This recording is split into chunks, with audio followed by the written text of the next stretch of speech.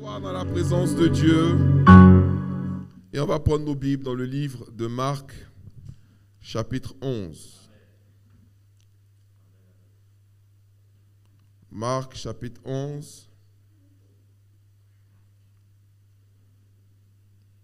À partir du verset 22 jusqu'au verset 26. Marc, chapitre 11. Marc 11, 22, 26.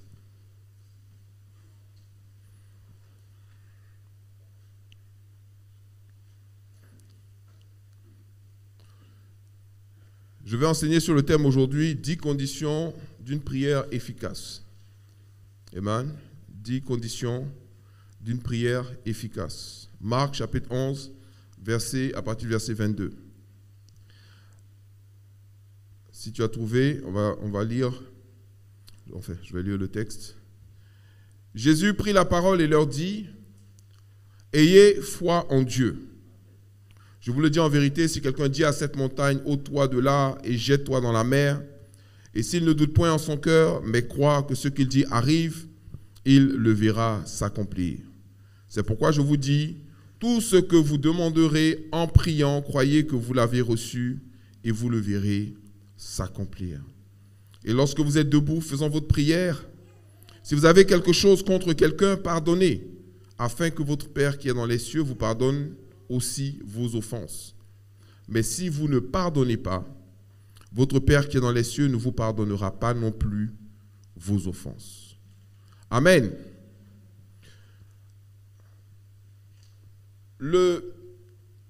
La phrase vraiment clé de ce verset, qui est la première chose en fait que Jésus a dite par rapport à tout le texte qu'on a lu, ça va être la phrase qui, pour moi, a été un peu sabotée. Et cela montre véritablement l'importance de cette phrase-là et de comprendre ce concept lorsqu'il s'agit de prier de manière efficace. Parce que le diable n'attaque pas les choses qui n'ont pas de valeur. Le diable attaque les choses qui ont des valeurs. Sur tout un chapitre comme ça, s'il arrive à attaquer un sens, si on n'arrive pas à le percevoir correctement, alors on peut être sur une fausse lancée. Or, l'efficacité dans la prière est importante. Amen. Dis à ton voisin, tu dois être efficace dans la prière. Amen. Tu t'imagines quelqu'un qui est efficace dans la prière, ça veut dire que quand il porte un sujet, le sujet a 99,99% de chances, disons même 100% de chances de s'accomplir. C'est que là, on a mis la puissance et le pouvoir entre tes mains. Mais si, par contre, tu n'es pas efficace dans la prière, là, à ce moment, il y a un problème. Amen. Et les enfants de Dieu sont appelés à être efficaces dans la prière. Amen. Pour ça, il dit, la prière fervente du juste est d'une grande efficacité. Nous devons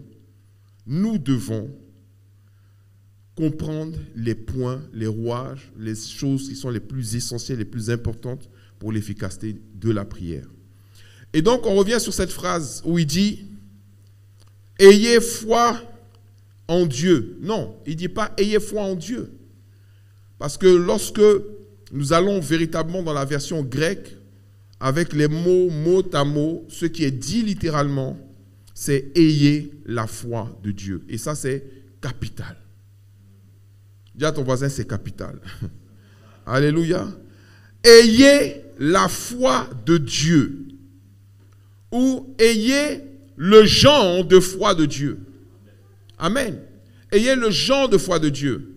En anglais, on dirait the God's kind of faith. C'est-à-dire la sorte de foi que Dieu manifeste. Ayez ce genre de foi-là. Et ensuite, il va expliquer comment cette foi fonctionne. Et il dit, je vous le dis en vérité, si quelqu'un dit à cette montagne, ôte-toi de là et jette-toi dans la mer, et s'il ne doute point en son cœur, mais croit que ce qu'il dit arrive, il le verra s'accomplir. Amen. Donc, en d'autres mots, la foi de Dieu consiste à dire quelque chose, à croire que cette chose-là va arriver pendant qu'on est en train de la dire, Et nous allons voir maintenant cette chose-là s'accomplir. Donc, il y a parler d'abord, ensuite croire et après voir. Parler, croire et voir. Or, nous, on fait souvent dans le sens contraire. On veut voir pour pouvoir croire avant de parler.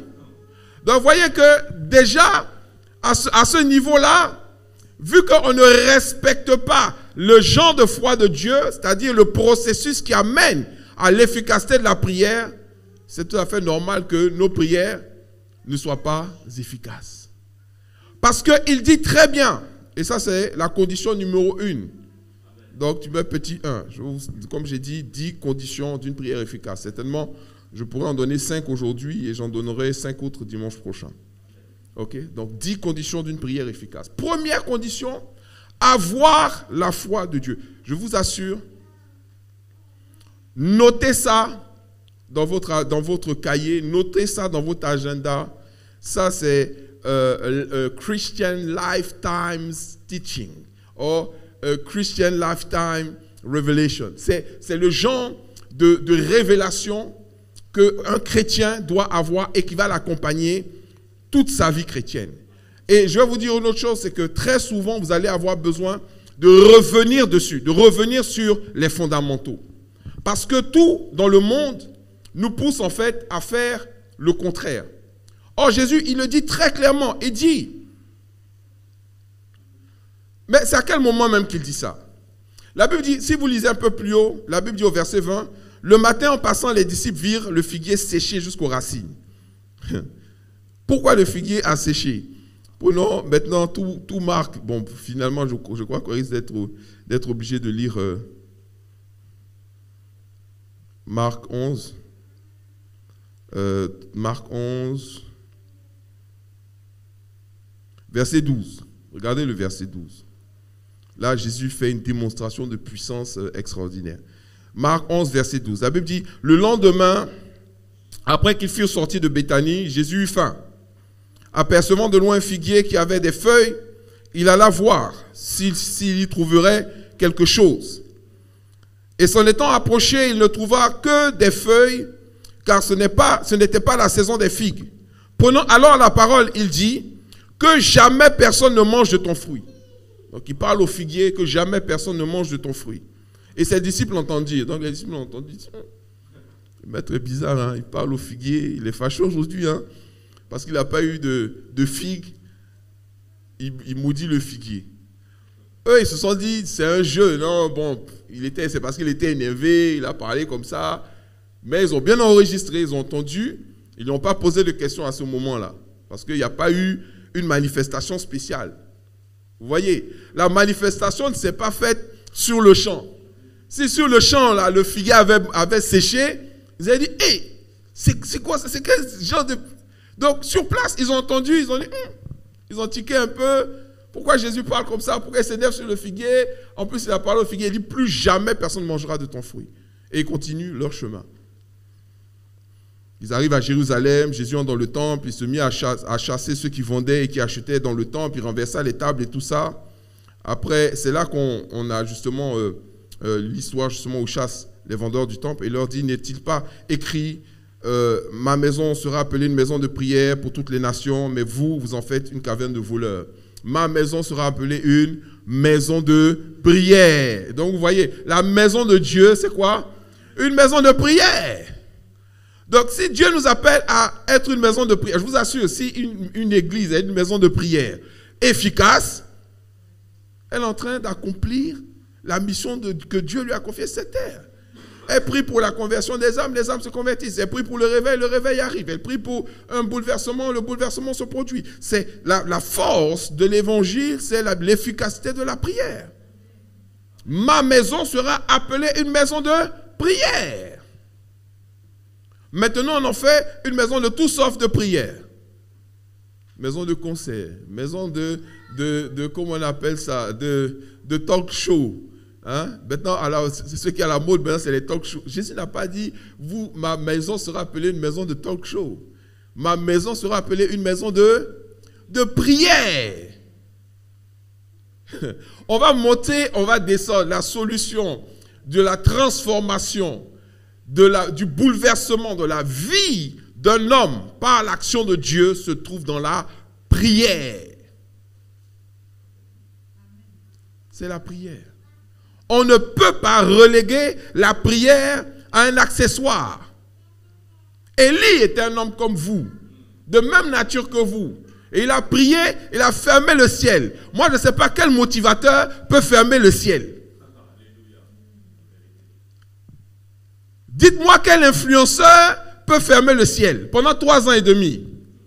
Je ne vous parle pas des petites avancées, des petits changements. Je vous parle des bouleversements, des transformations de destin, des transformations de malédiction qui deviennent bénédiction, de maladie qui part, de délivrance jusqu'aux racines. On n'est plus en train de faire du counseling, mais c'est de la délivrance même, des racines qui ont fatigué ta famille sur des générations qui partent par l'efficacité de la prière. Tout ce qui dilue l'efficacité de la prière dilue le programme de transformation, de restauration, de bénédiction de Dieu.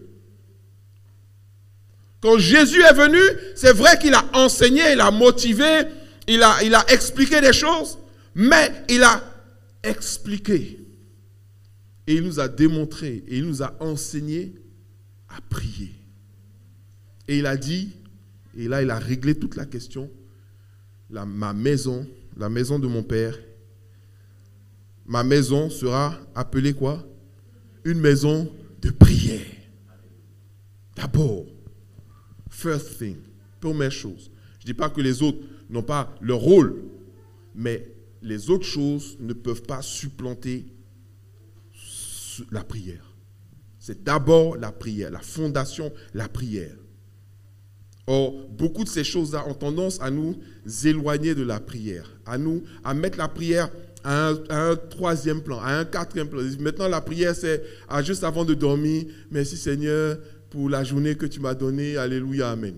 Non, non. Alléluia. La prière va ouvrir des portes qui sont fermées. La prière va te mettre en possession de choses que l'ennemi dont l'ennemi veut te priver. La prière peut te... Oh my God, il n'y a rien qui est plus transformateur et bénissant que la prière. Mais continuons. Donc, il a fini de dire ça. Il allait dans le temple, il a expliqué que c'est la prière, la prière, la prière. Et ensuite, il revient. Et quand ils sont sur le chemin du retour, le matin en passant, donc ils reviennent et ils passent par là où il se trouvait le figuier, verset 20. Le matin en passant, les disciples virent maintenant. Vous voyez? Le problème de l'homme, c'est ça, quoi. C'est-à-dire qu'il fallait d'abord qu'eux, ils voient, avant de comprendre, en fait, avant de croire ou de comprendre ce qui s'est passé. Donc, le matin en passant, les disciples virent le figuier séché jusqu'aux racines. Voilà le figuier séché jusqu'aux racines.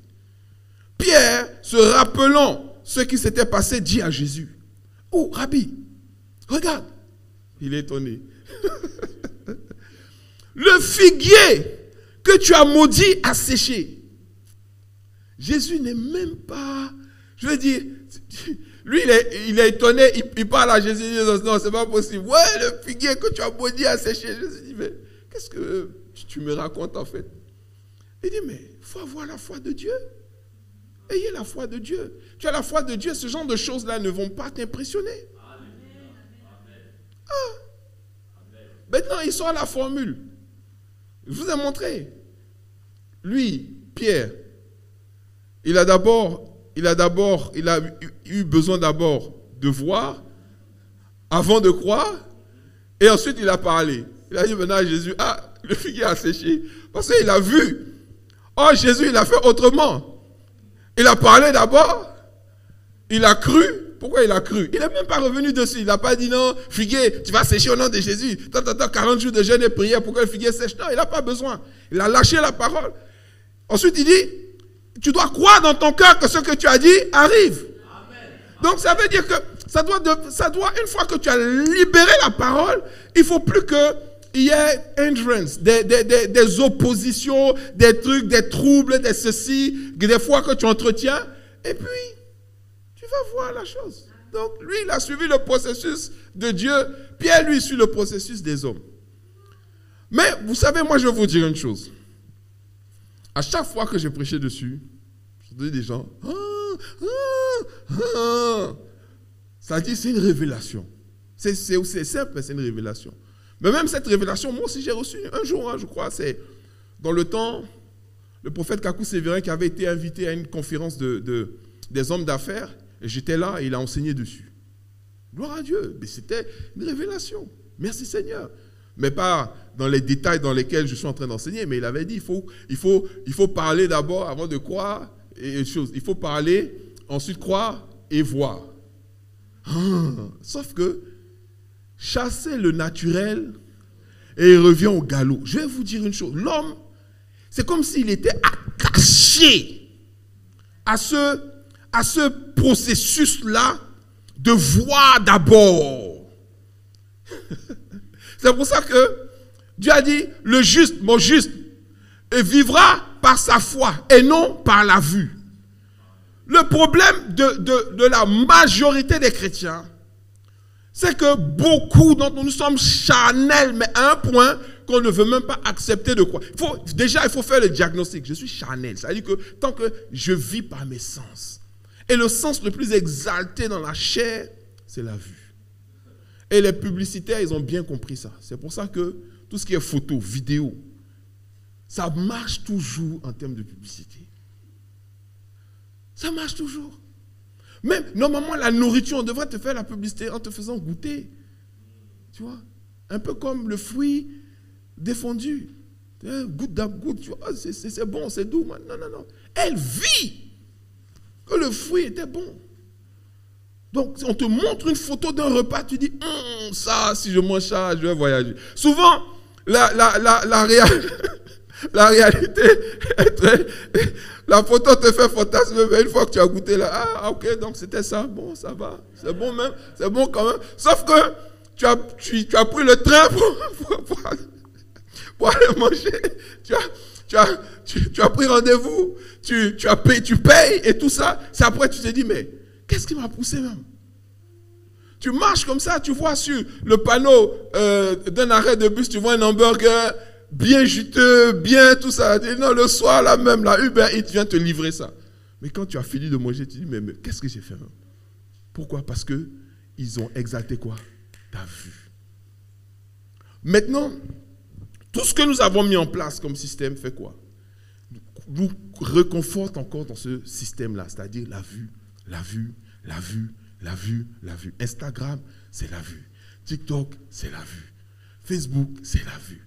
Donc, nous sommes énormément sur la vue. Ça fait que même si tu as eu la révélation il y a 2 ans, 3 ans, que tu dois parler d'abord, croire et voir, petit à petit, si tu ne te rappelles pas ça, si tu ne te remets pas dedans, si tu ne travailles pas par rapport à ça, tu vas glisser tu vas être encore dans le système, voir d'abord, ensuite croire et après parler. Mais la prière, la foi de Dieu, la prière efficace, c'est la foi de Dieu, c'est je parle, ensuite je crois et après je vois. Alléluia. Romains 4, verset 17.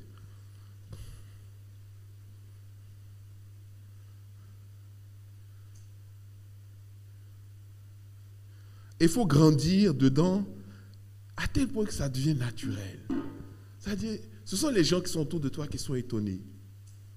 Les gens qui sont autour de toi qui sont étonnés. Mais toi-même, tu dis, mais Jésus dit, mais Pierre était tout excité. Le figuier a séché, le figuier a séché. Jésus dit, mais où est le problème? C'est normal. It's normal. C'est normal. Romains chapitre 4, verset 17. Qu'est-ce que la Bible dit?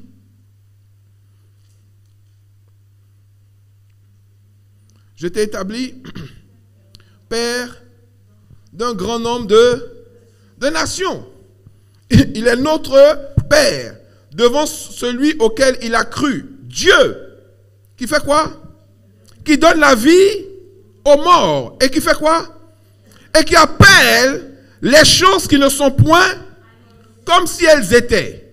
Ok? Et justement, là encore, le diable attaque le point névralgique pour qu'il y ait un petit flou. Non, il appelle, Dieu qui appelle les choses à l'existence. C'est-à-dire qu'il parle et ce qu'il dit se matérialise. Donc le début, c'est la parole. C'est pour ça que la Bible dit, au commencement était là. La parole est au début. La parole n'est pas à la fin. Tu ne parles pas parce que tu as vu, tu parles parce que tu veux voir. Oh, ma sonde d'Arabashekia. Alléluia. Tu parles parce que tu veux voir. Donc il parle maintenant et il donne l'exemple dans Romains chapitre 4 verset 17. Il donne l'exemple d'Abraham. Si tu connais ta Bible, tu sais qu'on est en train de parler d'Abraham. Abraham, Dieu dit, je t'ai établi père d'un grand nombre de nations. Un jour, il appelait Abraham, parce qu'avant il s'appelait Abraham. Abraham dit, mais voilà plusieurs années maintenant que tu m'as dit que tu allais me donner un enfant. Parce que Abraham était, avec sa femme, ils n'arrivaient pas à avoir d'enfant. Ok? Vous connaissez tous l'histoire d'Abraham, l'ancêtre des musulmans et des juifs. Bon, les juifs d'abord, les musulmans après. Les musulmans sont venus après. Mais des arabes. Parce que les deux sont des cousins. Ils ont le même. En fait, ce sont des frères. Ce n'est même pas des cousins, c'est des frères. Ils ont le même père. Papa Abraham. Ils ont des mères différentes. Mais les arabes, qu'on appelle aujourd'hui les musulmans, mais normalement, musulman, c'est une religion, ce n'est pas une race. Mais beaucoup maintenant, quand ils disent c'est quoi ta race, je suis musulman. Non, ta race, c'est quoi? C'est pas, musulman n'est pas une religion. Pour ça, il y a des gens qui croient que comme ils sont arabes, ils sont obligés d'être musulmans. Non, tu n'es pas obligé d'aller en enfer. Non, tu n'es pas obligé. Tu n'es pas obligé. C'est pas parce que, voilà, tu n'es pas obligé. Tu peux accepter Jésus comme ton Seigneur et Sauveur, et puis voilà. Donc, ce Abraham-là, 65 ans au moment où Dieu l'appelle, il n'a pas d'enfant. 75 ans, il n'en a pas. Toujours pas. Après avoir répondu à l'appel de Dieu. 85 ans, il n'en a toujours pas. 95 ans, il commence à dire à Dieu, mais vraiment, c'est chaud. Tu m'as dit, je vais avoir un enfant. Moi, je ne vois pas l'enfant. Dieu dit, mais je ne sais même pas un enfant tu vas avoir. Je vais faire de toi le père d'une multitude. Alléluia. Le père d'une multitude.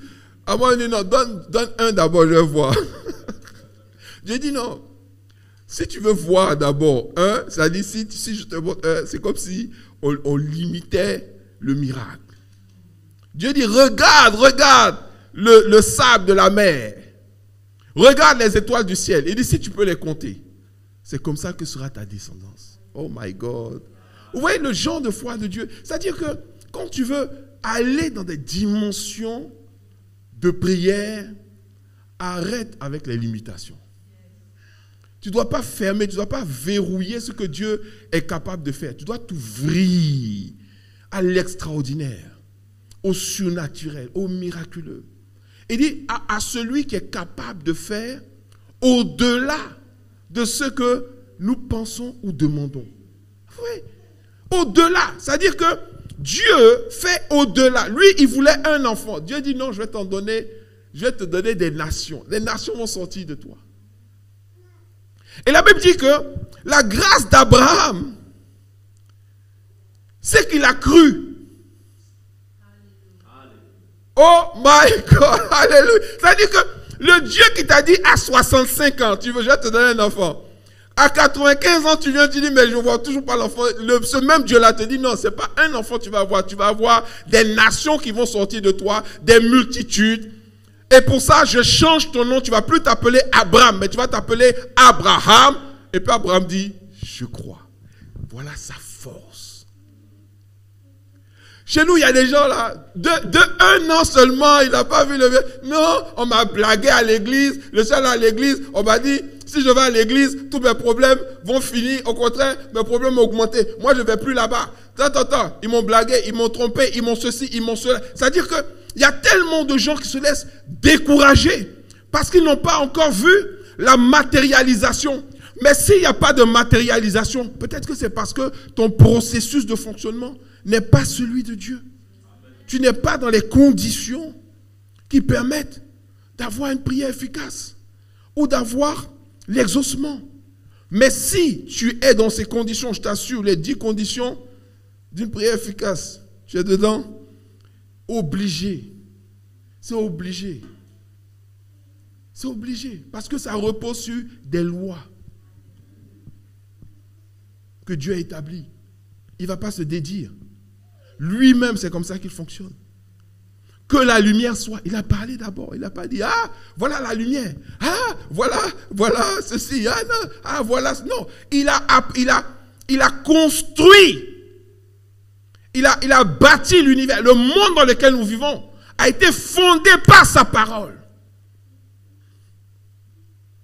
Il parle, ça arrive. Vous imaginez? Quelqu'un qui arrive à percer ce mystère et à marcher dedans. Oh my God. Donc Romains 4, 17, je t'ai établi père d'un grand nombre de nations. Je t'ai établi père d'un grand nombre de nations. Il est notre père devant celui auquel il a cru. Dieu qui donne la vie aux morts. Comment tu donnes la vie aux morts? C'est-à-dire que normalement, la personne est morte. Donc tu as vu qu'il est mort. Donc tu ne fais plus rien maintenant. Tu l'enterres. Ah, il est mort. On l'enterre. Oh, ça veut dire quoi? Qu'il ne se laisse pas impressionner par ce qu'il voit. Oh. Alléluia. Et il a vu que la terre était informe et vide. Et qu'il y avait des ténèbres au-dessus de la terre. Et au-delà de ça, maintenant, il dit que la lumière soit. Dieu ne se laisse pas impressionner par ce qu'il voit. Ça, on est encore dans la loi, la condition numéro 1, avoir le genre de foi de Dieu. Le genre de foi de Dieu fait qu'il n'est jamais impressionné par ce qu'il voit. Or, le diable, lui, il aime bien travailler avec ta vue. C'est pour ça que des fois, certains documents, là, en fait, le document n'a aucune base légale. Mais tu vas voir tampon rouge, tampon bleu, tampon vert, enveloppe, urgent, machin. Comme quand tu vois ça, on dirait c'est la CIA qui t'a écrit. Tu as déjà foutu. Or, tout ce qu'il y a dedans là, c'est de l'eau. Il n'y a rien, ça repose sur rien. Mais toi, seul ton cœur tremble. Pourquoi? Parce que tu as vu l'enveloppe. L'enveloppe seulement te dit, attention, c'est une enveloppe dangereuse. Donc toi-même là, tous tes sens sont en alerte à cause de ce que tu as vu. Et puis quand tu ouvres maintenant l'enveloppe, première chose que tu vois, urgence, danger. Ah, là, parce que le diable travaille. Il travaille avec ta vue. Il travaille avec la vue des hommes.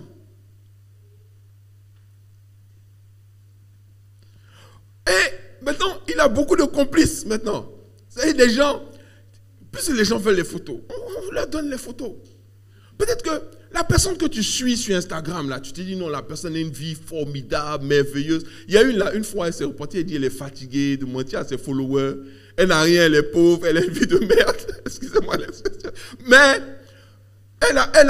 sur Instagram, elle avait une vie de star. Mais il suffit simplement d'aller, elle voit une belle voiture, elle va se mettre dessus, elle prend la photo. Qui t'a dit que la photo, la voiture sur laquelle la personne est assise là, c'est sa voiture? Tu as dit, elle a baissé, hein? Elle a acheté une Mercedes. Elle n'a même pas de voiture. Peut-être qu'elle n'a même pas le permis même. Mais comme maintenant on fonctionne avec la vue, donc on donne aux gens ce qu'ils veulent. C'est pour ça que ces réseaux-là sont en train de percer comme ça. Instagram, je comprends pas. La vue, on nourrit la vue. On nourrit la vue. Au lieu de nourrir la foi. Hébreux chapitre 11, verset 3.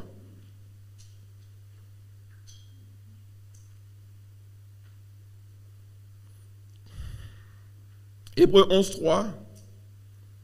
Hébreu 11 est formidable parce que Hébreu 11 dissèque la foi. Il commence par « Oh, la foi est une ferme assurance des choses qu'on espère. » Tu vois, quand tu espères quelque chose, ça veut dire que tu n'as pas encore vu. Et si tu as vu, tu ne peux pas espérer, parce que ça veut dire que c'est là. Or, la foi ne se base pas sur la vue, la foi se base sur l'espérance. Qu'est-ce que tu veux? Et non, qu'est-ce que tu vois? Ce n'est pas qu'est-ce que tu vois, non, c'est qu'est-ce que tu veux.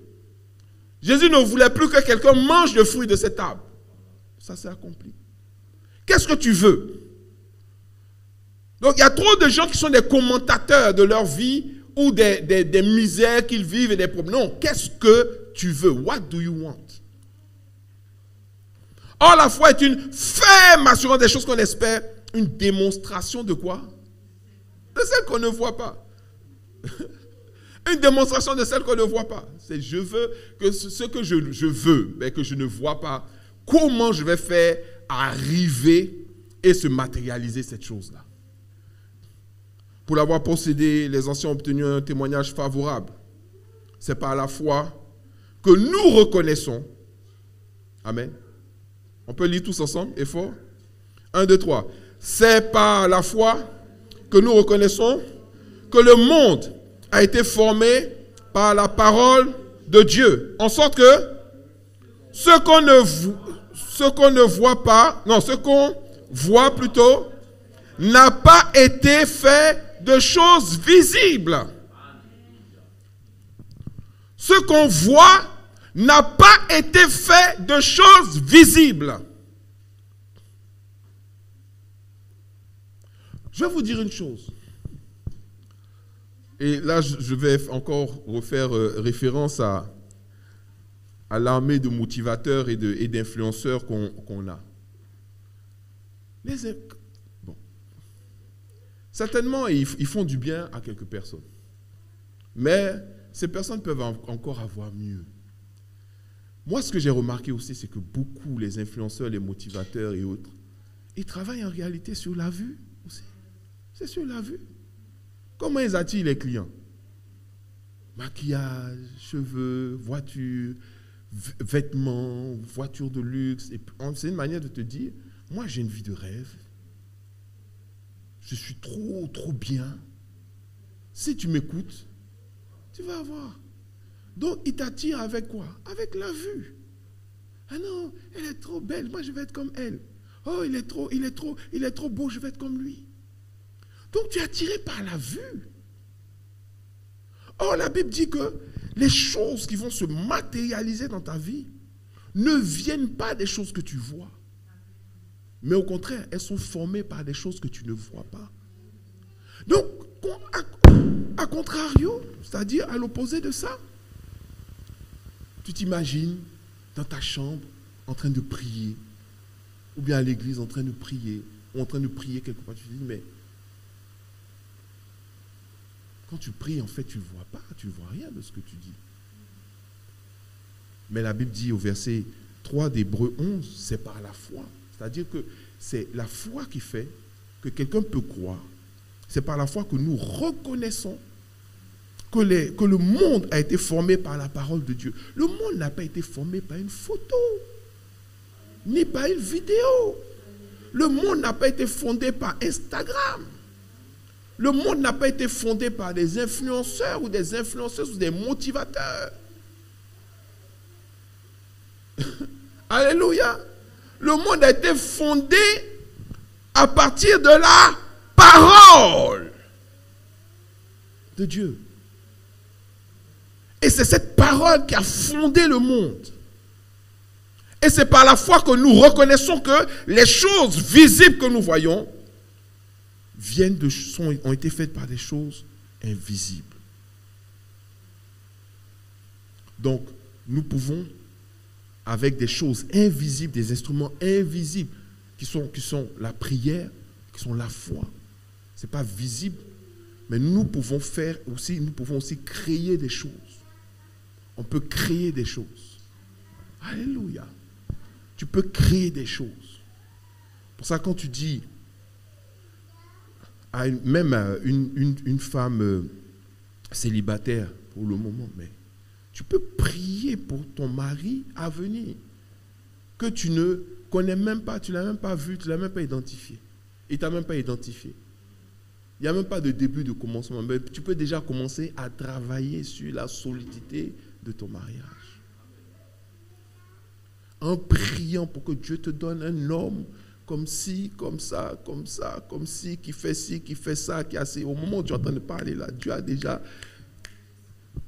Il prend la personne, commence à travailler avant maintenant que cela se matérialise. Tu peux gagner, tu peux prier pour ça. La Bible dit que celui qui se confie en l'Éternel renouvelle ses forces. Mais ça ne veut pas dire que parce que tu ne vois pas, la chose n'est pas en train de se matérialiser. Les circonstances de votre rencontre, même les circonstances qui vont amener ta vie et sa vie à véritablement se cadrer pour pouvoir fusionner et pour pouvoir provoquer quelque chose de glorieux. Toutes ces choses-là peuvent se faire. Ce n'est pas parce que hey, moi je n'ai pas encore vu, Dieu m'a trompé, et moi ça commence à être... Non, concentre-toi sur la chose qui est la plus importante dans ta relation avec Dieu. Et la chose la plus importante dans notre relation avec Dieu, c'est la prière. Ce n'est pas la sanctification, hein? Ce n'est pas la sainteté. Tu vas prier pour devenir saint. Tu vas prier pour marcher à un certain... C'est-à-dire que même si tu ne sais pas ta nature, tu vas prier, tu vas demander à Dieu de t'aider, de te soutenir, de te délivrer, de te guérir. Et grâce à la prière, tu vas le devenir. Parce que tu le dis, tu le veux, tu le confesses, tu le crois, tu le verras. Amen. Sinon, ça veut dire qu'on dépend de nos dons. On dépend des dons. Non. Sinon, ça veut dire que c'est injuste. Parce qu'on va dire, oui, mais lui, il a eu plus de dons que moi, l'autre a eu plus. Non, non, non. Avec la prière, tu peux tout équilibrer. Amen. Alléluia. Avec la prière, ce qui te manque peut se matérialiser.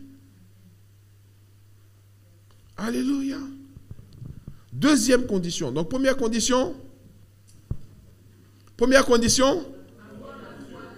Amen. Ou avoir le genre de foi de Dieu. Avoir la foi de Dieu. Très important. Et la foi de Dieu, c'est quoi? Je parle, je crois et je vois. Bon, comment on dit ça comme ça? Tu te dis, c'est trop facile. Je connais maintenant comment on appelle ça? Voilà, la recette. Je connais la recette. Maintenant, c'est bon, ça va marcher. Le plus dur, là, c'est croire. C'est-à-dire dire, avant de voir, c'est dur. OK? Mais on arrive quand même. C'est-à-dire, au début, il y a des gens qui arrivent. Ils arrivent à dire quand même alors qu'ils n'ont pas encore vu. Mais, il y a tout un monde encore derrière. Continuons. Deuxième condition. Il faut prier avec conviction. Amen. Et une volonté claire. C'est-à-dire, encore une fois, tu dois savoir ce que tu veux. Deuxièmement, prier avec conviction et une volonté claire. Matthieu chapitre 17, verset 20. Matthieu 17, 20. Parce qu'on a eu tellement d'enseignements sur la prière, d'autres disent non, quand tu pries, il ne faut pas dire vraiment ce que tu veux, fais confiance à Dieu pour ce que tu veux. Non. Regardez. Il y a eu un autre événement.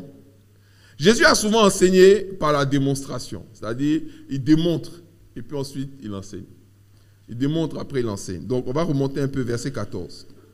La Bible dit, lorsqu'ils furent arrivés près de la foule, un homme vint se jeter à genoux devant Jésus.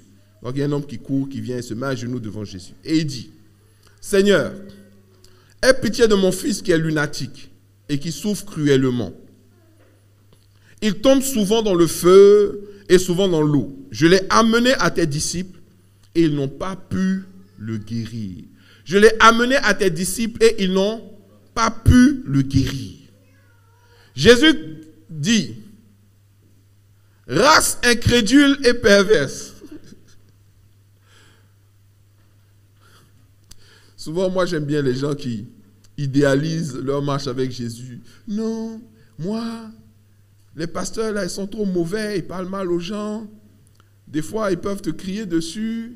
Moi, j'aurais préféré le temps de Jésus. Moi, j'allais... En fait, ils imaginent leur vie avec Jésus. C'est, oh, je t'aime, Jésus. Et puis Jésus, moi aussi, je t'aime. Oh, mon Jésus, d'où Jésus? C'est-à-dire qu'ils idéalisent leur vie avec Jésus. Jésus, est-ce que quand le gars il a fini de faire son rapport à Jésus, Jésus il n'a même pas demandé des explications. Il n'a pas demandé qu'est-ce qui s'est passé réellement, tout ça, non.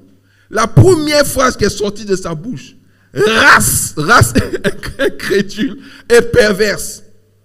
Race incrédule et perverse. Il y a des gens qui vont rétrograder. Je vous assure qu'il y a des gens, et Jésus même l'a dit, il a dit, il est préférable pour vous que je m'en aille. Il dit, c'est mieux pour vous. C'est mieux pour vous que je m'en aille. Parce qu'il y a des gens, ils allaient demander un rendez-vous avec Jésus.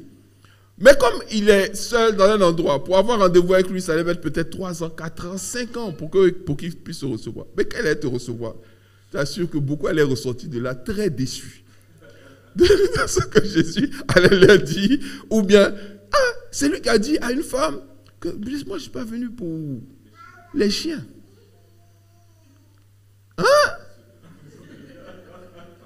C'est moi tu es péché. Donc, toi, enfant de Dieu que tu as fait, tu es venu, c'est pour m'insulter, quoi. Mais il y a des, je vous assure, il y a des gens, ils allaient attraper le col de Jésus. Pierre, il a attrapé Jésus dans un couloir et dit, tu dis que ceux qui te suivent, machin, que la pauvreté doivent renoncer à leur bien. Donc, nous qui avons tout laissé pour te suivre, là, c'est cadeau, quoi. Il faut parler aujourd'hui, là. Est-ce qu'on va être pauvre? J'ai dit, non. Il dit... Il savait qu'ils allaient le crucifier avant l'heure. Il dit, il n'y a personne qui, à cause de moi, à cause de mon père, a laissé, et puis il ne va pas avoir un centuple ce qu'il a laissé. Puis il dit, d'accord. Parce que je n'ai pas laissé mon bateau de pêche pour mourir dans la pauvreté. Lui, il s'est dit qu'il allait avoir son avantage. Je vous assure, arrêtez. Les gens, ils idéalisent tellement, et ils se servent de ça maintenant pour pouvoir attaquer les pasteurs. Pauvres pasteurs que nous sommes. On ne peut pas être plus vertueux que Jésus. Est-ce que vous comprenez? Jésus dit, mais race incrédule et perverse. Vous êtes pervers. Répondit Jésus. Jusqu'à quand serai-je avec vous? C'est une manière de dire, vous m'énervez même. Vous faites quoi là même? Je veux partir. Jusqu'à quand serai-je avec vous? Pourquoi? Parce que la Bible dit que hors sans la foi, il est impossible d'être agréable à Dieu. Donc, quelqu'un qui n'a pas la foi est désagréable à Dieu. Et quand ils étaient dans cette histoire de chair, de vue avant de croire, de troubles et qu'ils n'arrivaient pas à manifester la foi, ça insupportait Jésus. Parce que c'est quelque chose qui devient une seconde nature. Je vous assure, quand vous marchez dans un niveau de foi élevé, les gens qui ont peu de foi, c'est un problème. Parce qu'ils sont toujours là. Comment ça va se faire? Comment ça va arriver? Comment ça... Mais tu as quel problème? Dieu va faire. Comment ça? Et comment Dieu va faire? Il faut m'expliquer. Tu vas expliquer quoi? La foi. Jusqu'à quand serai-je avec vous? Jusqu'à quand vous supporterai-je? Et il dit, amenez-le-moi ici. Donc on emmène le lunatique. Jésus fit quoi? Il parla sévèrement aux démons qui sortit de lui et l'enfant fut guéri à l'heure même. Dit, à l'heure même.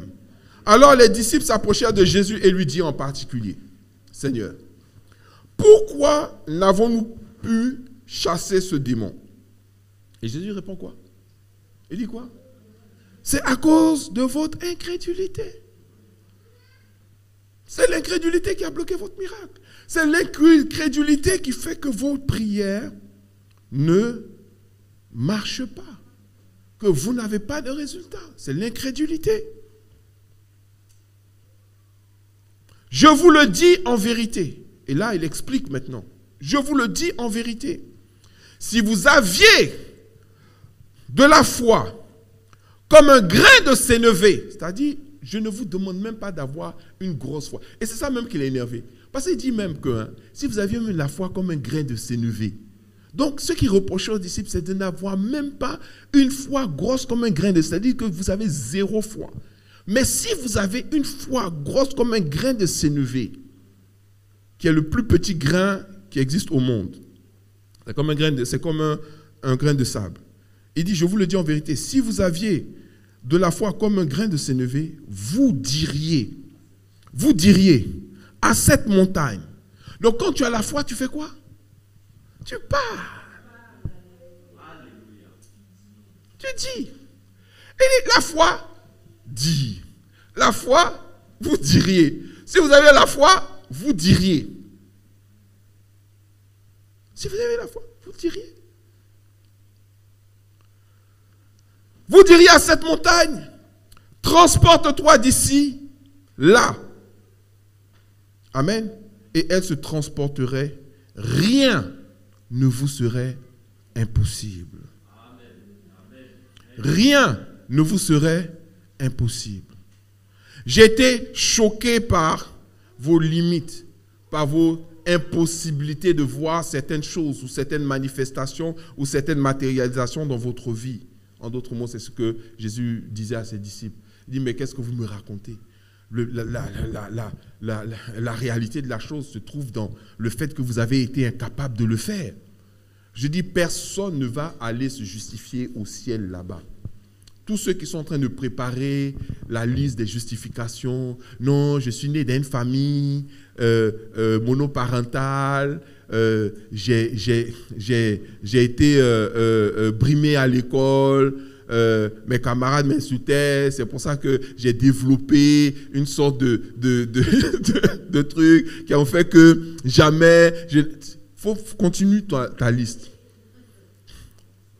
En fait, la personne qui est en train de collectionner les justificatifs là, il est en train c'est-à-dire c'est qu'il ne croit pas dans la puissance de la résurrection. Il ne croit pas dans la capacité. Je dis, si l'Esprit de Dieu a pu ressusciter Jésus-Christ d'entre les morts, tu peux dire tout ce que tu as eu, mais tu n'étais pas mort. Donc, si on a pu ressusciter quelqu'un d'entre les morts, le ramener à la vie, et puis il parle aux gens, tout ça, c'est quel problème tu as eu qui fait que tu peux pas avancer en fait? Qu'est-ce qui t'est arrivé? Sors des justificatifs. Sors de là. Pas de limite dans ce que tu veux. Alléluia. La foi est capable de transcender avec tout ce que tu as pu vivre ou expérimenter et te positionner au sommet. Il n'y a pas de limite et de limitation à ce que la foi et la prière peuvent faire et accomplir dans la vie d'un homme. Si tu le crois, tu le verras. Alléluia. Et maintenant, à d'autres qui pensent que, oui, mais est-ce que Dieu veut? Est-ce que, Jean chapitre 15, verset 7. Ça, je dis, prier avec conviction et une volonté, même des fois précise, alléluia, et ferme, ayant la conviction que même ce que vous voulez, Dieu le veut. Regardez ce qu'il dit dans Jean chapitre 15, verset 7. Il dit, et on va arrêter là bientôt, on va arrêter sur là, je pense qu'on ne pourra faire que 3 aujourd'hui. Il dit, si vous demeurez en moi et que mes paroles demeurent en vous, il dit quoi? Demandez ce que vous voudrez. Demandez ce que vous voudrez. Si vous demeurez en moi et que mes paroles demeurent en vous, ça veut dire que si vous êtes vraiment né de nouveau, que votre cœur a été transformé, que vous lisez ma parole, vous la méditez, vous la mettez en pratique, votre cœur, il est aligné avec le cœur de Dieu. Et il dit à ce moment-là, demandez ce que vous voudrez. Dites ce que vous voulez. Et cela vous sera accordé. Amen. Parce que quelqu'un en qui Dieu demeure, en qui le Seigneur demeure, et en qui la parole de Dieu demeure, ne va pas dire, Seigneur, donne-moi une Mercedes pour que je puisse faire des photos et poster sur Instagram et que les gens voient que j'ai l'argent. Non, il ne va pas il n'est pas dans ce genre de pensée-là. Vous voyez, il est toujours dans la volonté d'avoir des choses qui vont lui permettre de pouvoir vraiment servir son Dieu, de pouvoir être une source de bénédiction pour les gens qui l'approchent. Il va toujours être vraiment dans une démarche qui n'est pas de vouloir en mettre plein la vue aux autres, mais qui est une démarche de transformation réelle et profonde et de bénédiction réelle et profonde pour les autres. Amen. Donc à ce moment-là, quel que soit ce que tu vas demander, Dieu va te donner. Ce qu'il dit, ce que vous voudrez et cela vous sera accordé. Il dit, ensuite au verset 8, il nous délivre. Il dit, si vous portez beaucoup de fruits, si vous portez beaucoup de fruits, c'est ainsi que mon Père sera glorifié et que vous serez mes disciples. Jésus n'est pas opposé au fait que nous portions beaucoup de fruits, au fait que nos prières soient exaucées.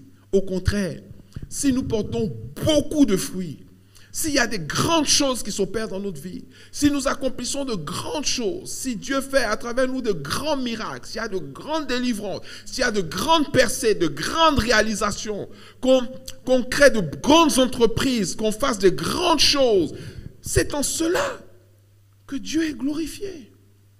Amen. C'est en cela que Dieu est glorifié. C'est en cela que nous sommes les disciples de Jésus. Pourquoi? Parce que nous n'aurions pas été capables d'accomplir et de réaliser ces choses-là sans Jésus. On les fait avec lui. C'est mieux de le dire en anglais.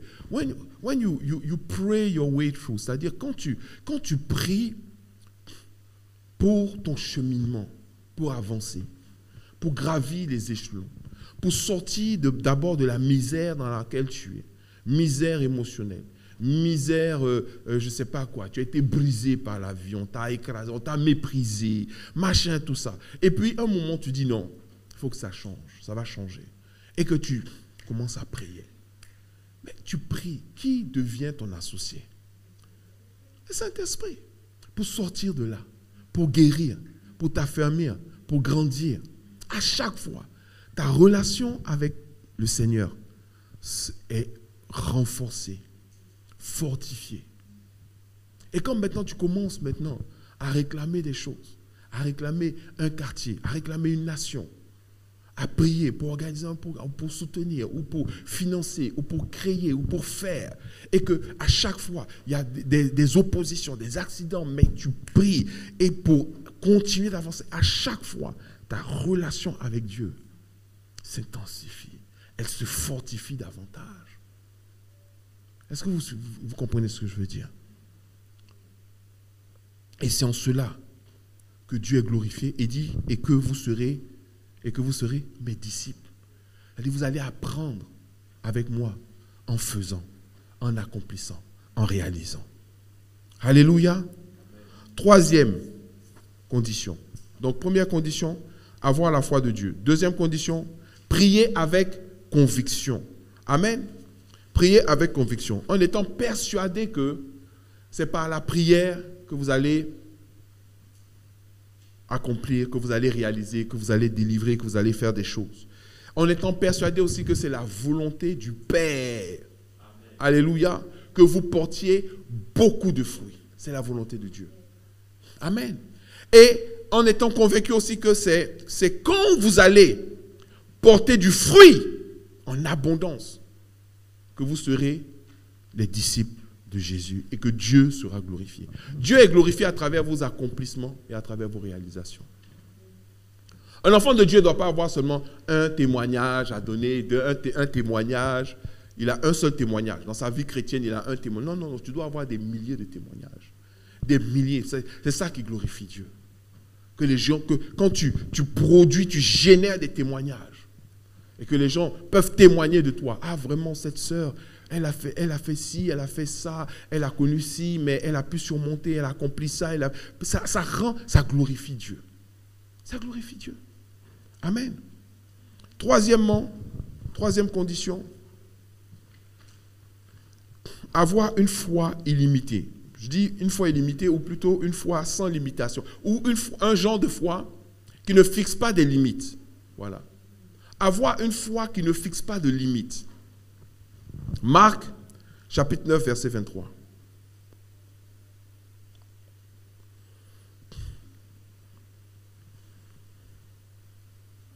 Le même père qui est venu se plaindre, qui était venu se plaindre du fait qu'on n'ait pas pu guérir son enfant. Je pense qu'il y a un autre. Non, c'est le même. C'est le même. Marc raconte la même histoire, mais il nous donne un détail.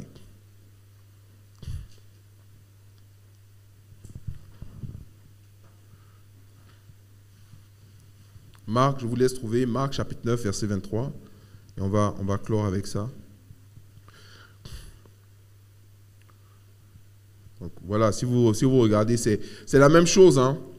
Et c'est bien, justement, les évangiles, des fois, c'est la même histoire, mais racontée par des personnes différentes. Donc, la première fois, on avait lu la version de Matthieu. Hein, et selon, en fait, sa sensibilité, il y a certaines choses qui le marquent plus que d'autres.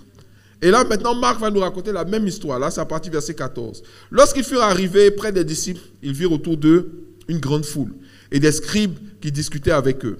Dès que la foule vit Jésus, elle fut surprise et accourut pour le saluer. Il leur demanda, sur quoi vous discutez avec eux? Et un homme de la foule lui répondit, Maître, j'ai amené auprès de toi mon fils qui est possédé d'un esprit muet. En quelques lieux qu'il le saisisse, il le jette à terre. L'enfant écume, grince des dents et devint tout raide. J'ai prié tes disciples de chasser l'esprit et ils n'ont pas pu. Donc, lui aussi, il était marqué par la réponse de Jésus. Pour vous dire à quel point Jésus il savait choquer les gens. Il se rappelle que Jésus a dit quoi? Race incrédule, leur dit Jésus. Jusqu'à quand serai-je avec vous? Jusqu'à quand vous supporterai-je? Amenez-le-moi. Donc Marc se rappelle mot pour mot, intonation par intonation, ce que Jésus, la réaction de Jésus vis-à-vis de cette situation. Mais quand vous lisez les autres parties, on dirait que ce n'est pas exactement la même histoire, parce que lui, il a remarqué qu'il y avait la foule, alors que Matthieu, il n'a même pas parlé de foule, il a simplement dit, il y a un homme qui est venu. Voyez un peu comment, en fait, les gens peuvent analyser, voir les choses de manière différente. C'est pour ça que nous avons 4 évangiles. Pourquoi? C'est 4 témoins. C'est-à-dire, c'est des gens qui ont vu la même chose et qui les racontent, mais avec des sensibilités différentes. Et le fait de les lire et d'arriver à les associer, ça nous permet d'avoir une vision plus globale de la chose. Vous comprenez? C'est pour ça que la Bible est formidable à lire. On le lui amena. Et aussitôt que l'enfant vit Jésus, l'esprit l'agita avec violence. Il tomba par terre et se roulait en écumant. Jésus demanda au Père. L'autre ne nous dit pas ça, mais bon. Combien y a-t-il de temps que cela lui arrive? Et le Père dit depuis son enfance. Et souvent, donc on se rend compte que ce n'était pas une petite affaire, hein. C'est une affaire, c'est depuis l'enfance. C'est-à-dire que quand l'Esprit a vu Jésus, l'Esprit a commencé à se manifester. Donc, en d'autres mots, je veux dire, tu peux être impressionné. Tu peux te dire, c'est une affaire. Jésus demande, mais ça fait combien de temps? Et le Père dit, c'est depuis son enfance. Depuis qu'il est né, il est comme ça. Et souvent, l'Esprit l'a jeté dans le feu et dans l'eau pour le faire périr. Mais, si tu peux quelque chose, viens à notre secours, aie compassion de nous. Jésus lui dit, si tu peux. Alléluia. C'est-à-dire que le Père commence à expliquer, et puis il dit maintenant, si tu peux faire quelque chose, si tu peux quelque chose. Jésus dit, si tu peux, tout est possible à celui qui croit. Tout est possible. Donc quand tu viens devant Dieu, c'est pas non, fais un peu, si tu peux, tu peux faire, ça veut dire, toi tu ne crois pas peut-être à une augmentation, enfin à une multiplication de ça, ça veut dire, Seigneur, il faut m'augmenter un peu, si je peux avoir un petit 5 € de plus, là tu es en train de négocier avec la mauvaise personne. Dieu n'est pas dans ce genre de truc-là, il n'est pas dans les limitations. Quand tu pries pour que Dieu agisse, ne le limite pas. Et c'est ce que cet homme a fait. Il a voulu le limiter. Si tu peux. J'ai dit, si tu peux, tout est possible à celui qui croit. Aussitôt, et le père a eu une bonne réaction, aussitôt, le père de l'enfant s'écria, « Je crois, je crois, viens au secours de mon incrédulité. » Jésus, voyant accourir la foule, menaça l'esprit impur et lui dit, « Esprit muet et sourd, je te l'ordonne, sors de cet enfant et n'y en rentre plus. » Qu'est-ce qu'il a dit? Il a dit ce qu'il voulait. 1, tu sors. 2, tu ne reviens plus. Soyons précis, avec conviction, simple. Vous avez vu, est-ce que la prière était longue? Il n'a pas duré dedans. Il a juste dit ce qu'il voulait. Amen. Mais il a dit, le plus important, c'est de ne pas limiter Dieu. Ne le limite pas. Et pourquoi dans ce cas Jésus a fait parler le Père? Parce que justement, il n'y avait pas que l'incrédulité des disciples, mais il y avait aussi l'incrédulité du Père même. Parce que le Père, il a toujours vu son enfant depuis sa naissance manifester. Et vous toujours vu cet esprit-là se manifester. Donc quand il envoie l'enfant auprès des disciples, il n'est pas dans la croyance que la délivrance va s'opérer. Est-ce que vous me comprenez? Il est plutôt sur la réserve. Je vais voir si ceux qui peuvent faire, je vais voir s'ils peuvent. Pourquoi? Parce que certainement s'il est né comme ça, il a dû visiter tous les prophètes des alentours, tous les gens qu'il connaissait. Il a dû chercher toutes sortes de solutions. Et là, en l'espèce, il n'avait pas la foi pour que la situation change. Est-ce que vous me suivez? Donc, il avait déjà limité. Mais il est né comme ça. Ils n'ont qu'à faire ce qu'ils peuvent. Ceux qui peuvent, s'ils peuvent, tant mieux. Donc, il n'y avait pas la foi. Et ce même processus de pensée-là, il a dit devant Jésus, il a dit, si tu peux, fais ce que tu peux. Jésus dit, si je peux. Jésus a tiqué sur cette parole-là. Pourquoi? Parce que c'est une foi qui est limitante. C'est une foi qui est limitée. Et un des problèmes dans nos prières, c'est que nous limitons Dieu dans nos prières. Ce n'est pas la peine de faire des calculs, une évaluation pour voir ce que Dieu est capable, ou ce que ton salaire est capable, ou ce que ta fonction est capable, ou ce que ta situation est capable. Moi, j'ai vu des gens qui m'ont dit, oui, ça fait 5 ans, moi, je n'ai pas travaillé. Hein? On avait un frère, il était au chômage pendant 5 ans. Il me dit, ça fait 5 ans que je n'ai pas travaillé. Dans mon domaine, il est dans le domaine informatique. Dans le domaine informatique, quand tu n'as pas travaillé pendant 5 ans, c'est que tu es cuit, tu es mort. C'est-à-dire que c'est mort, tu es dépassé. Donc il dit, oui, ça fait 5 ans, tout ça. Je dis, même 10 ans, même 20 ans, même, si Dieu veut te donner du travail, tu vas avoir du travail. Mon frère fait un vœu. Il a fait le vœu. La semaine, il était nommé directeur informatique d'une société. Aujourd'hui, il travaille toujours. Non, la semaine, c'est quoi cette affaire de ça fait 5 ans que je n'ai pas travaillé? Dieu, on s'en fout. Et écoutez-moi, la foi s'en fout de ça. Je vais vous dire, hein, moi j'ai vu des gens, oui, ça fait 2 ans, je n'ai pas travaillé. Non, ça fait si. Il y a un trou dans mon CV. Dieu s'en fout de trou dans ton CV. Le jour où il dit, où tu crois que tu peux avoir du travail, le trou là, les gens ne vont même pas voir même. Ou même ils vont voir et puis ils vont dire mais c'est pas grave, c'est ça même qu'on cherche, quelqu'un qui est un peu frais, hein, qui n'est pas resté dans le rouleau compresseur de la vie boulot, métro, dodo, qui peut apporter quelque chose de neuf, parce que ceux qui n'ont pas le trou là, beaucoup sont proches du burn-out. Toi, tu as 2 ans de vacances, tu vas venir avec un peu de fraîcheur. C'est ce qui peut être considéré comme un obstacle, en réalité est une opportunité. David avait compris ça. C'est-à-dire que les gens qui voyaient Goliath, ils disaient non, le gars il est trop gros, trop balèze pour moi, il va me tuer. David lui au contraire il dit, il est trop gros, trop balèze pour que je le rate avec mon caillou. Voyez, ce que nous, on peut voir comme étant un obstacle, en réalité peut être une opportunité. La taille de Goliath faisait que David, il fallait, même s'il fermait ses yeux comme ça, puis il lançait, il avait de fortes chances de toucher Goliath, tellement Goliath était balèze. Donc, il a pris la chose même qui allait pouvoir lui permettre d'avoir l'avantage sur Goliath. un petit caillou avec sa fronde. Il n'est pas allé au corps à corps. Il n'est pas fou. Il n'a pas dit, on n'a pas dit la foi, c'est la folie. Même si entre les deux, il y a une petite différence, c'est le L. Vous voyez? Entre foi et folie, là, il y a juste une petite différence. Sauf que David n'est pas allé au corps à corps avec Goliath. Mais Goliath allait l'attraper, détacher ses bras, sa tête de son corps. Il est resté à distance, il a pris le caillou, et puis il a lancé. Mais Goliath était trop gros pour qu'il le rate. Voilà, je ne sais pas si vous voyez. Donc, Dieu n'a pas... C'est-à-dire, arrêtons de limiter Dieu. Lorsque nous prions, on prie pour avoir ce qu'on veut. On n'est pas là pour analyser qu'est-ce que Dieu peut. Dieu peut tout. Alléluia. Et la foi, c'est ça. C'est de croire que Dieu peut tout. Amen. Donc, il faut avoir le genre de foi qui refuse de limiter Dieu dans sa volonté d'agir ou de nous bénir. Amen. Et on a vu pour ça Jean chapitre 15, versets 7 à 8. Alléluia. Du coup, ça ouvre aussi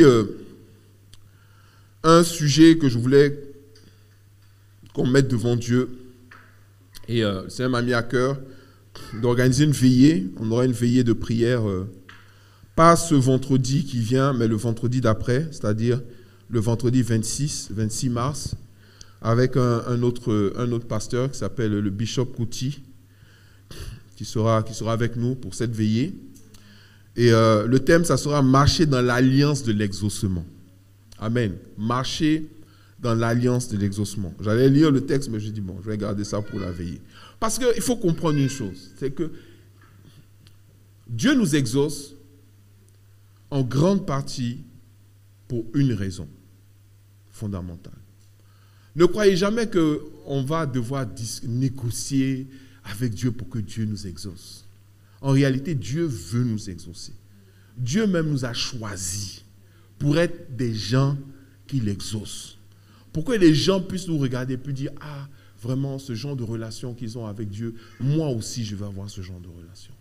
Il y a une alliance que Dieu a établie qui nous positionne pour que nos prières aient de l'influence. Donc, au lieu de critiquer, prie.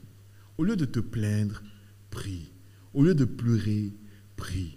Au lieu de chercher des arguments, des raisons pour lesquelles ça ne marche pas, ça ne va pas, prie. Remettons la prière au centre de notre communication avec Dieu. La prière efficace. Et nous allons voir la gloire de Dieu. Alléluia.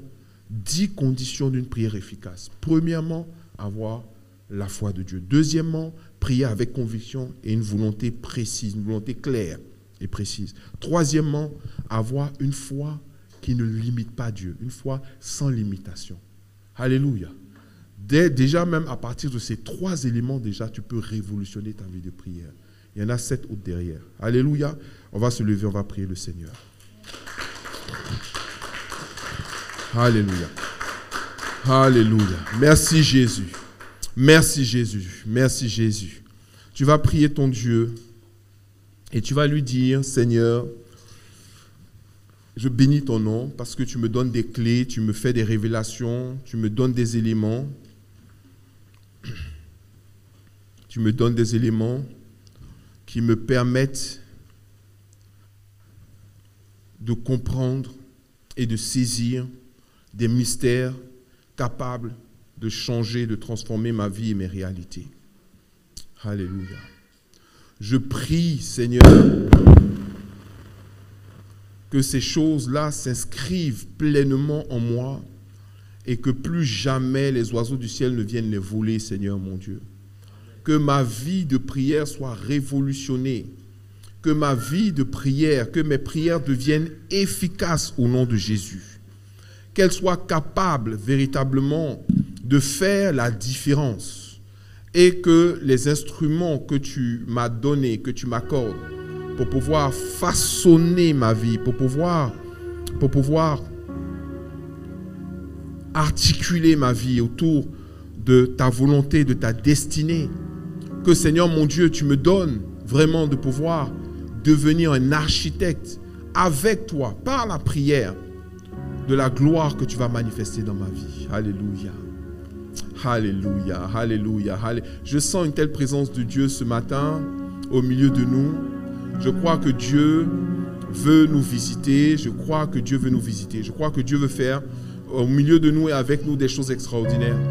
Et au lieu de courir, et ça c'est la pensée qui me venait, parce que je ne sais pas, j'ai une vision de quelqu'un qui était prêt à courir pour aller chercher ce qu'elle veut, aller chercher ce qu'elle veut. Dieu dit, tu restes là et prie et ce que tu veux va venir te trouver là où tu es.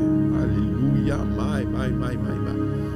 Il dit, un homme de prière, une femme de prière ne va pas courir derrière les éléments. Aujourd'hui, beaucoup croient qu'ils ont la foi, mais en réalité, ils n'ont pas la foi. Ils marchent par la vue, par la vue, par la vue. Et le diable nous piège par la vue. Le diable nous piège par la vue. Dieu dit, il ne faut pas que ta vue soit ton mode de sélection. Il ne faut pas que ta vue soit ta boussole ou ton guide. Même Samuel a dit, lorsqu'il a choisi David comme roi et qu'il a oint sur instruction de Dieu, alors que lui-même, il était séduit par le premier fils d'Isaïe, le deuxième, le troisième, qui étaient des personnes vraiment belles et grandes et élancées, et avec tous les artifices que je ne sais pas. Il a dit, l'homme regarde à l'apparence, mais Dieu regarde au cœur. Alléluia. Lui, il a dit, non, ce n'est pas une question de vue. Il dit, il n'y a pas un autre, il n'y a pas quelqu'un d'autre, parce que je n'ai pas la conviction que ce soit l'un d'entre eux. Amen. Dieu me dit de te dire qu'il va mettre entre tes mains les instruments qui te permettront de te façonner une destinée glorieuse. Dis amen, amen, amen, amen, amen, amen. Alléluia. Je dis, je le vois. Je vois littéralement Dieu mettre entre tes mains des instruments pour te façonner une destinée glorieuse. Et Dieu me dit, et me l'a dit encore ce matin au moment où je descendais, je n'ai pas fini avec vous. Je n'ai même pas encore commencé. Oh, alléluia. Je n'ai rien fait. Je n'ai rien fait avec vous. Je n'ai même pas encore commencé. Oh my God. Ça a été un vent de rafraîchissement, de bénédiction extraordinaire. Dieu dit, il n'a encore rien fait. Préparons-nous. Préparons-nous à voir et à expérimenter la gloire de Dieu à une dimension jamais manifestée sur cette terre. Oh, si tu le crois, dis amen, amen, amen. Alléluia. Amen 3 fois. Alléluia.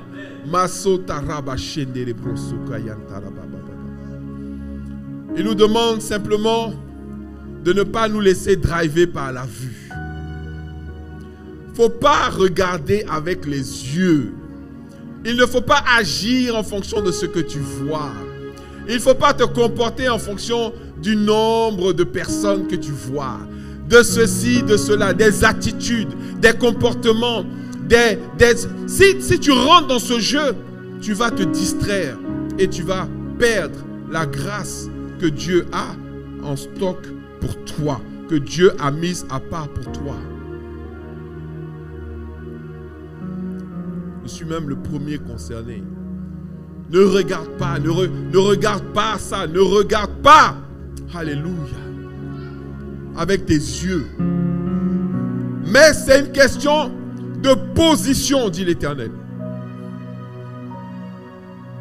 Et c'est une question aussi de temps. Est-ce que quelqu'un m'entend? Tu as traversé, oh my God. Tu traverses même, parce que si je dis tu as traversé, c'est comme si c'était fini. Non, tu es encore en train de traverser certaines épreuves, certaines choses. Mais Dieu me dit de te dire, le temps, il y a un temps pour toi, ce temps-là, il arrive, il est en train d'arriver à sa fin. Et c'est le début d'un autre temps qui commence pour toi. Donc, il faut rentrer dans l'accélération. Et entrer dans l'accélération, c'est refuser de se laisser distraire. C'est refuser de perdre du temps dans des futilités, dans des fausses choses, de perdre du temps.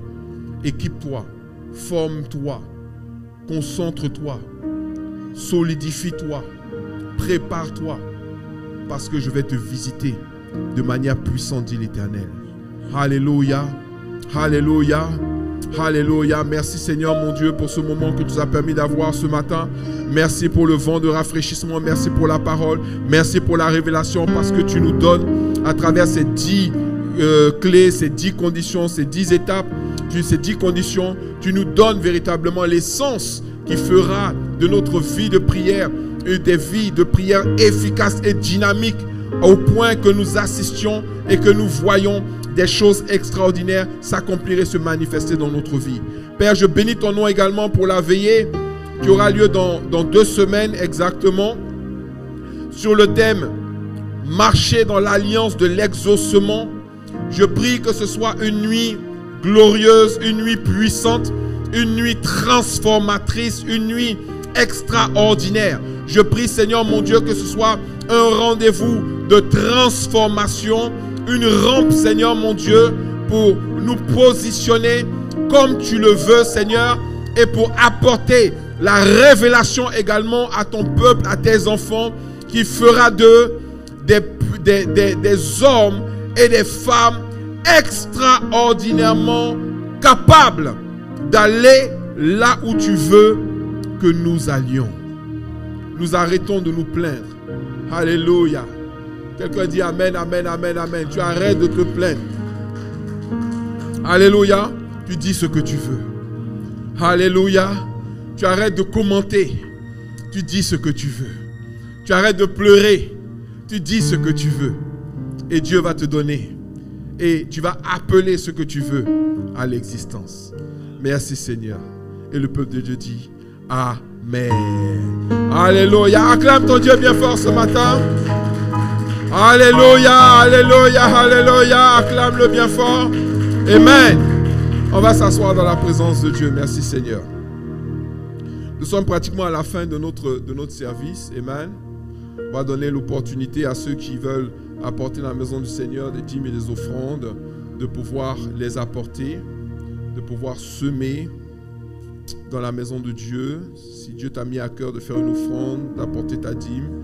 Et nous avons des frères et des sœurs qui le font via les réseaux sociaux, via PayPal ou bien par virement bancaire. Donc vous pouvez le faire en cliquant sur les liens en-dessous de la vidéo ou sur mon site internet www.jmcapo.org. Amen. Et de grandir, de prospérer, d'être béni, d'avancer, parce que nous allons utiliser avec une efficacité redoutable, l'instrument de transformation que tu nous as donné, qui est la prière, et nous allons en voir les fruits et nous allons les manger. Au nom de Jésus, nous avons prié. Vous êtes bénis. Allez dans la paix du Seigneur. Amen.